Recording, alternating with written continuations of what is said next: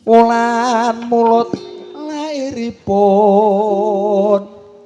Kanjeng Nabi Sang Guru sejati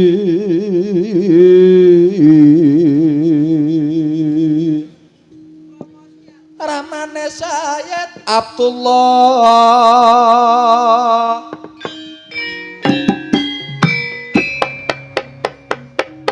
Ibune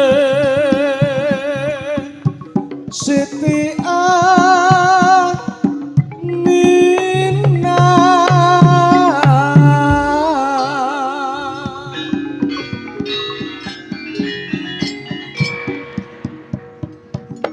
Aneng Mekah lahiripun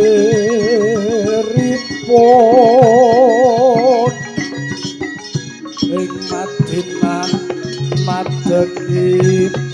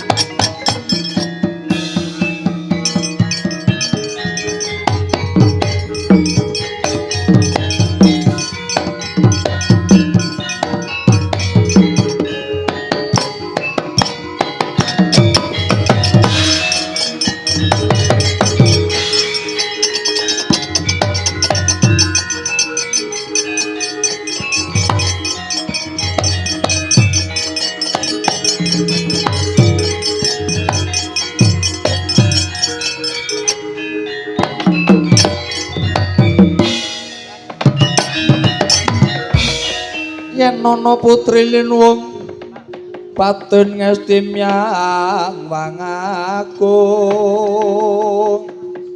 lair ngayahi karedi luluske plating panembah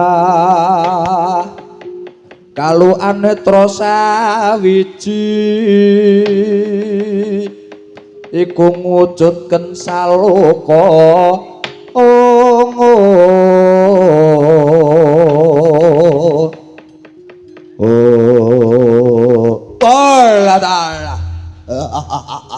Baik. Mangulo mangune mangunan. Manguna ngungsung werta manguni ngungsung werti mansun mangungsung kabar. Pripun kabul kawusanane ature Koko Prabu Duryudana. Wes sing kuwi lho pewel ciwet pripun men kabel pripun men. Kula pun citraksi padhong tawu men.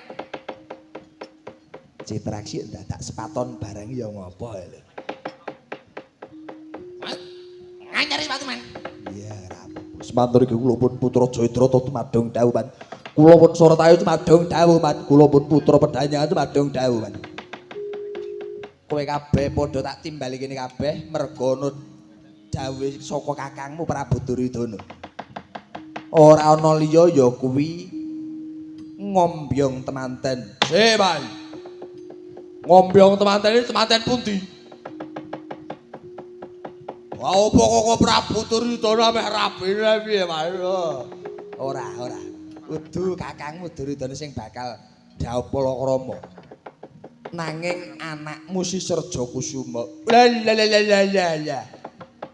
Lah Serja Kusuma balik labi beli. Labi kok lumaksa ku biji labi, Mas. Kuwi yo gagal mawon lho, Mas. Ayo labi kali sinten, Mas? Ora ana liya ya mung karo putrane Raden Janaka sing wewangi Dewi Janakawati. Putra Madukara le. Cedhak cabal iku mbok yakin jeneng cabal. Jek jenengan Pak gugatul kula to, Mas. Pun gek kundul mawon mboten saged obrok mateni. Apa niku cedhak mboten kasil kok. Durmagati menengo wae kowe Durmagati. Sing mimpin ki aku. Sengkuni ki sing dadi tetuanggane. Ora sah padha saur manuk sing baku kowe padha budal. Yen gelem budal mangkat ora gelem budal ya. Nang omahe kono. Iki mboten budal mboten etik ya, Mas. Ayo ora entuk. Ora budal kok arek entuk. Wah gede ngoten beli budal mawon. Ya budal wae. Sotama kula paman. Mara kaki nembang tengara le. Aja nganti padha kawistara le. Wangkat sang prawara kuswa.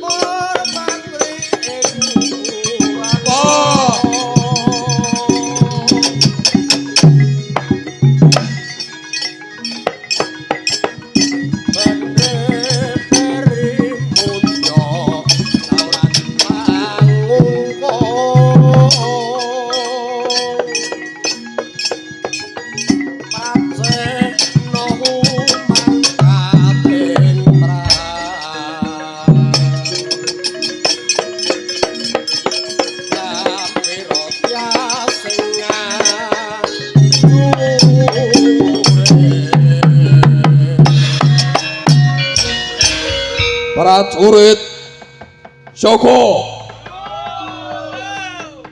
Tandya Kang Saranca Yo yo yo yo yo yo.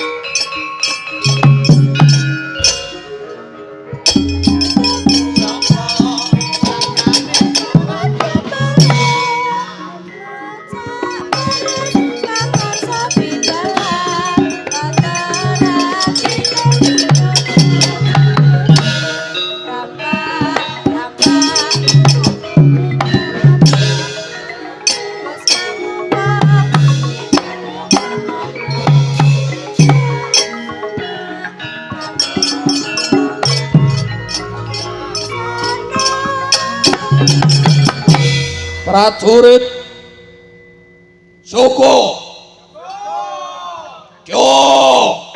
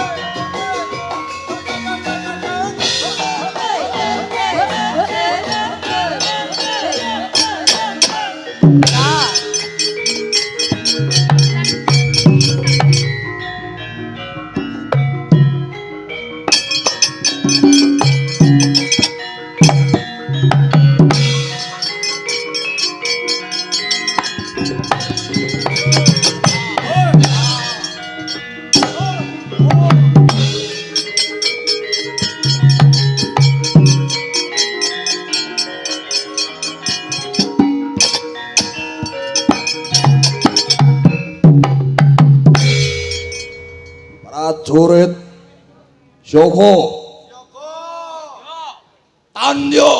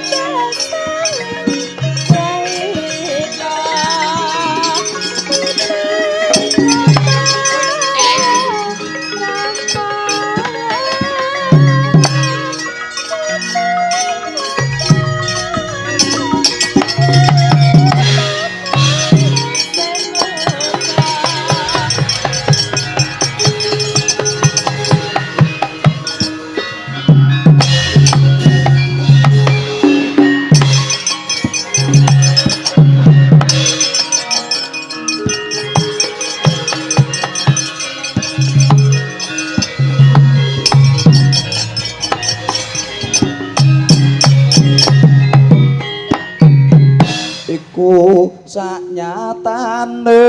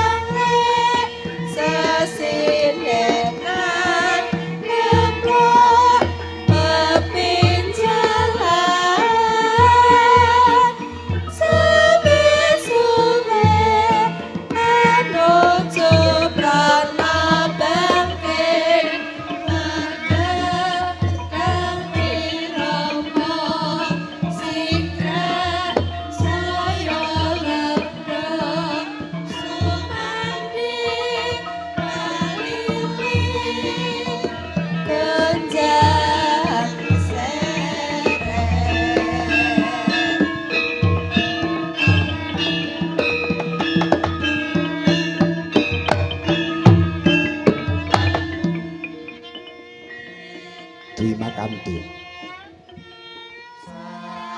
diarani loro kondo wis ngarani cerita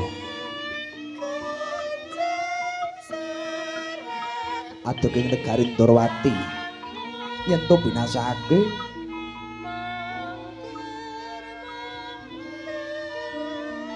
negari ingkang ayem-ayem tata titi tentrem gemah ripah luh jinawi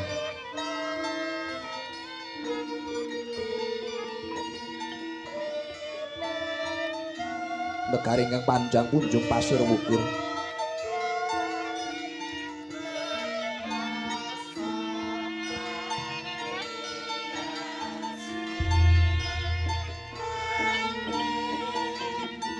Lasinten to ingkang kersa lunggah sinuwun ing negari Ndrawati. Lah menika tawarnane Ra Prabu Sri Bathara Kresna ya Prabu Narayana Dwangatan. Tanpa nurut kangge wonten sowanipun putra nggih menika tawarnane Raden Raden Setyaka. Raden Setyaka mengeraken Nalendra ing traju tresna nggih Prabu Stija Bunu Narakasura. Prabu Bunu Narakasura mengeraken Raden Arya Setyaki mulasanggane para prajurit kang sami tepak ander mangarasa ing nata Sang Prabu Sri Bathara Kresna. Lah mangkono pangudi asmarane Indra Sanata ingkang dereng kawiyos sing latih.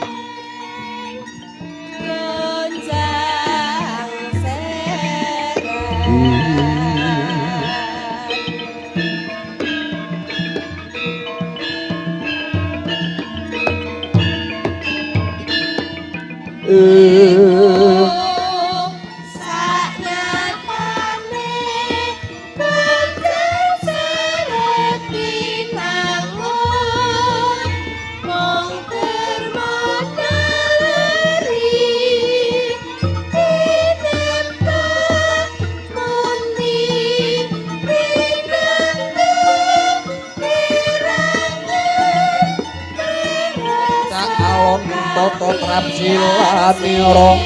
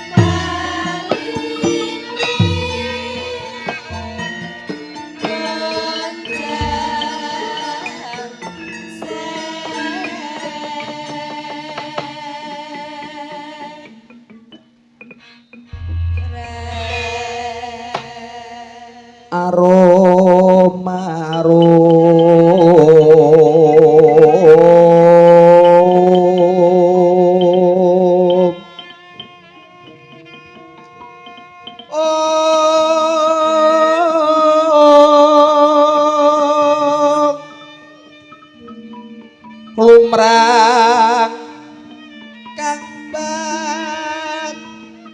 Jarang Sari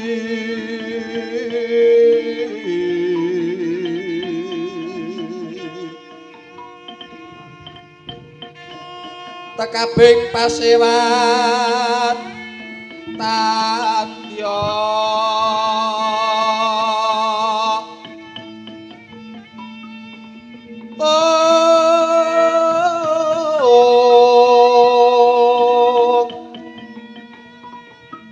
ngambar arum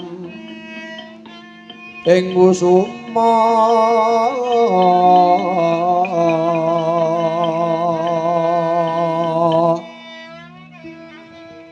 ngebeki jero pasewakan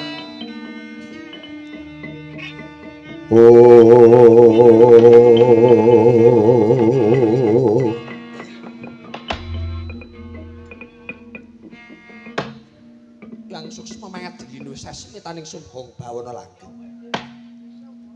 Anakku Setyaka padha raharja sak praptamu Setyaka. Kula nenggang asa paduka Kanjeng Rama. Kula ngaturaken sembah sumuming pangabekti kula kunjuk Rama. Iya, Setyaka. Ingsun tampa rat puja pangistawaku wae dagung tampanana Setyaka. Kula pundi akarya jejimat paripindhane kasatosan kula Rama. Rama Prabu Sri Bathara Kresna. Prayogakna lungguhmu ya Setyaka. Nuninggih Rama. Anakku nggih Bama Narakasura. Padha raharja sak praptamu Stija. Nuninggih Kanjeng Rama. Boten wonten anak setunggal wiji punapa Rama. Sowan kula wonten ngarsa jeneng Kanjeng Rama. Kula ngaturaken sembah sumungkuming pangabekti kula kunjuk Rama Prabu Sri Bathara Kresna. Ya. Ingsun tampa rat puja pangistawaku wae Agung Tampanana ya. Setija kula pundhak karo jejimat paripindayan ing kasantosan kula Rama Prabu Sri Bathara Kresna.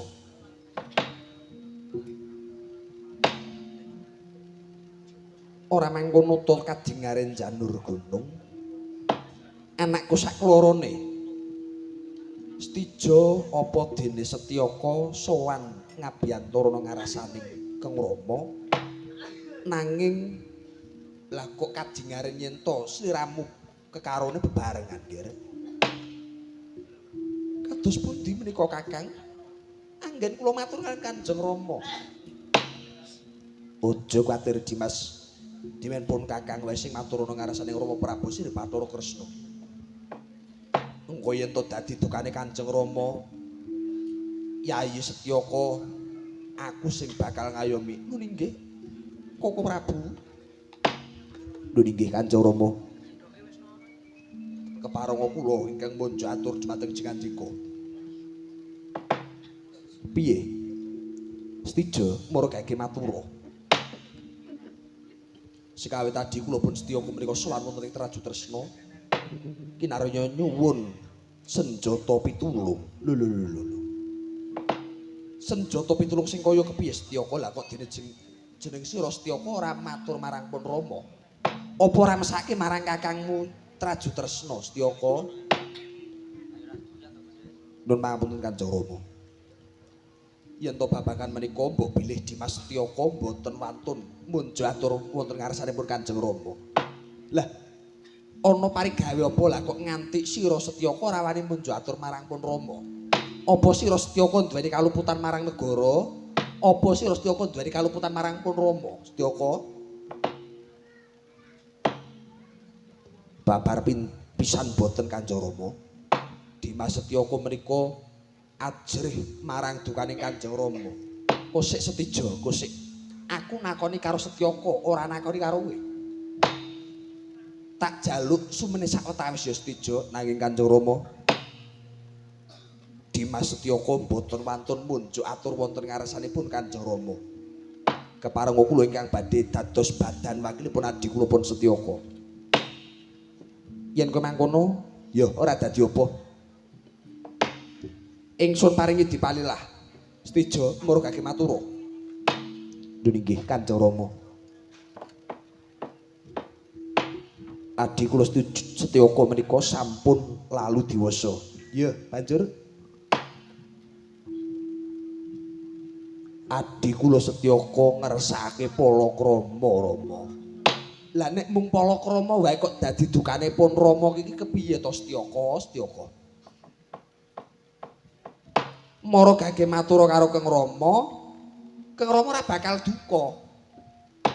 Yen to sliramu Setyaka kuwi iki nyenengi karo salah sawijining putri Nalendra, ratu ngendi? Nanging yen to putri satriya, kesatriane ana ngendi Setyaka? Dimas margake munjuk atur karo Kanjeng Rama Dimas. Nanging kula ajrih Koko Prabu wis ora dadi apa. Engko aku sing bakal bela marang Dimas Setyaka. Nun inggih Koko Prabu. Kanjeng Rama kepiye Setyaka? Sejatosipun sampun wonten tigang candra menika kula kayungyon marang sawijining wanodya Rama.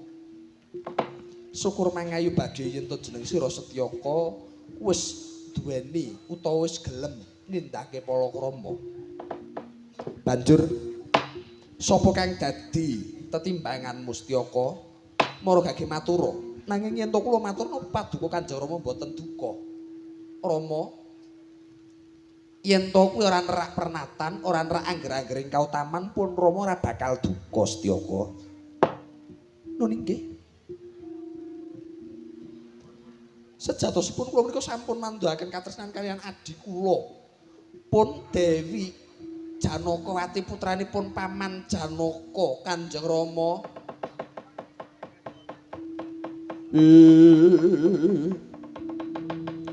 Kresna sinayeng manggelung mintonaken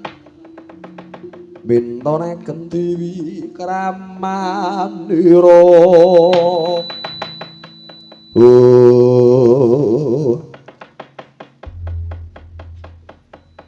Mung matur kaya ngono wae kok wedi to Setyaka. Wis ora dadi apa. Nanging Yai Dewi Janakawati menika sampun dipun pacangaken dhateng Dimas Antasena. Napa kula mengke mboten ngrisak pagrayu Rama? Ora. Kaya kowe ora ngerti wae pamanmu Janaka kae sapa. Yen to ngibaratake pun Rama karo pamanmu Janaka kuwi Wisnu kang sinigar dadi loro. Sepalih manjing ana nganggane Kang Rama, sepalih manjing ana nganggane pamanmu Janaka. Mengko pun Rama yang bakal matur marang ngarasane Yayi Janaka. Nun inggih Rama. Yen mangkono sencaki apa dene Kakang Udawa. Tutna laku jantrane anakku saklorone tumuju ana negara utawa kasatriyan Madukara. Ingsun bakal sumusul sak jengkare anak-anakku. Nun inggih Dewaji. Mestaken dawuh dumateng Jengandika Dewaji Suh Prabu Sri Bathara Kresna.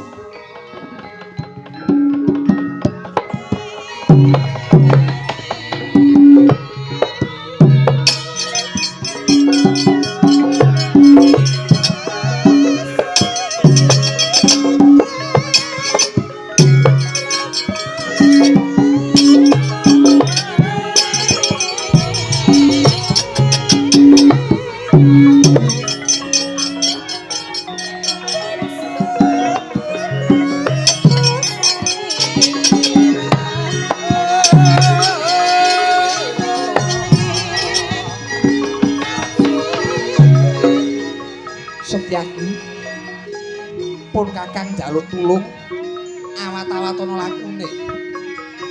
Aja nganti kawistara yen to pun Kakang ronjongi marang dadi lekase anakmu Setyaka. Lho nggih. Kang Prabu, kula ngestaken dawuh Kakang Patih Udawa Jawa dikangelan tutna laku jantran. Lho nggih Dewaji.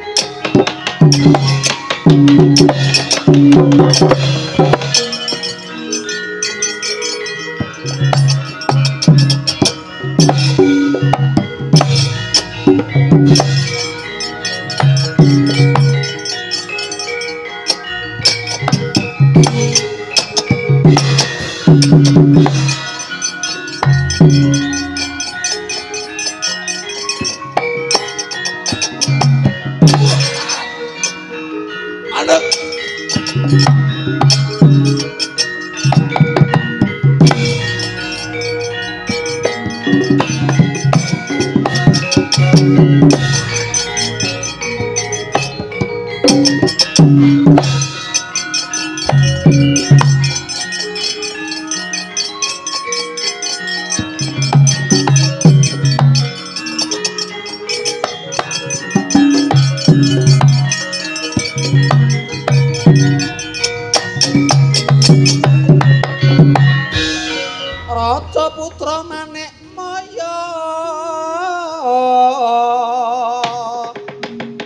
kang wis temeka ing pinggir kaleweran kampung ira sinaut Prohapsari ana dalah ing sencagi Kakang Suratayuya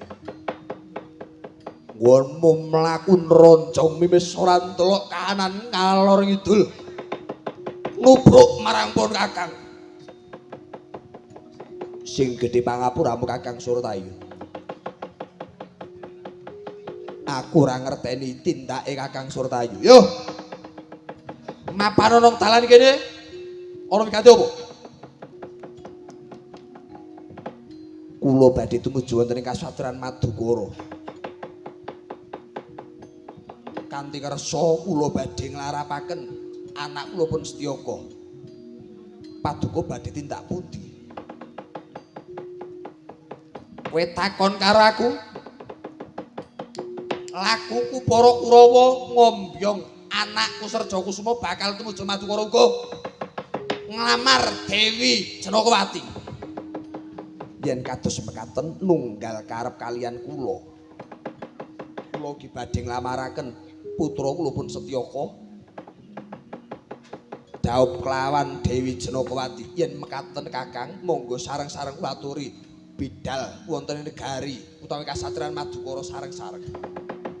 Mengke bab sinten penglamar ingkang dipun tampi dipun pasrahaken kalian pinanganten putri kemawon. Ora iso.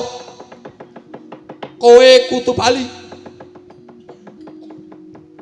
Merga wis ngendi-endi papan yen to anakku Serjakusuma arep rabi kok saingane karo wong Ndarawati, karo wong Amarta mesti cabar. Kowe ora kena bacut, kowe kudu bali.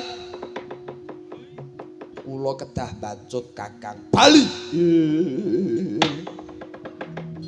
Setyaki tinulunggul kadanira wirang tumandang setyaniku malang kerik Setyaki dipripik sarana aris ora iso. Kakang Suratayu kudu bali merga lakune Kakang Suratayu cetha bakal gawe cintrakaning para kawula. Wah ora iso. Sing kudu bali kowe. Kula tetep ngalang-alangi sedya paduka wani karo aku. Apamu sing tak wedeni parat. Ora minggat saka ngarepanku tebak dadamu muntah getih kowe. Maju bedi amblek dadamu. Iya, iya.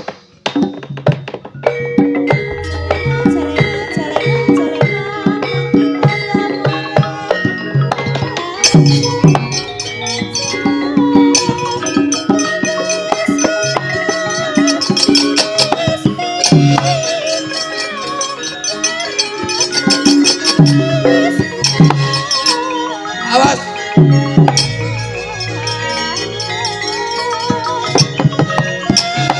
Aduh, hati-hati.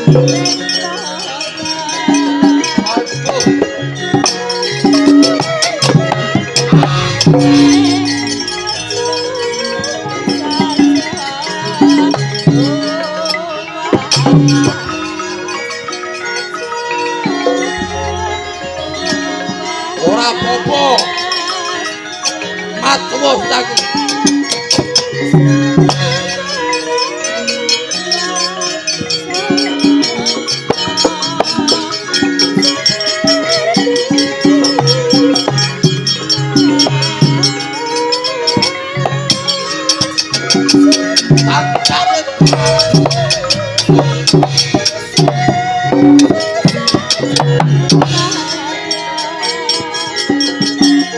Thank you.